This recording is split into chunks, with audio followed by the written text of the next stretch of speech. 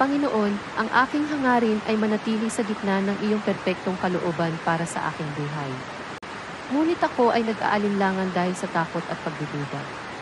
Patawarin mo ako at patnubayan mo ako, Panginoon, sa tamang landas na pinakamabuti para sa akin. Salamat dahil pinili mong samahan ako saan man ako magpunta. Ang tiwala ko ay nasa iyo. Naway ang lahat ng aking gagawin ay makaluwalhati sa iyo. Sa pangalan ni Jesus, Amen. Panginoon, ang aking hangarin ay manatili sa gitna ng iyong perpektong kalooban para sa aking buhay.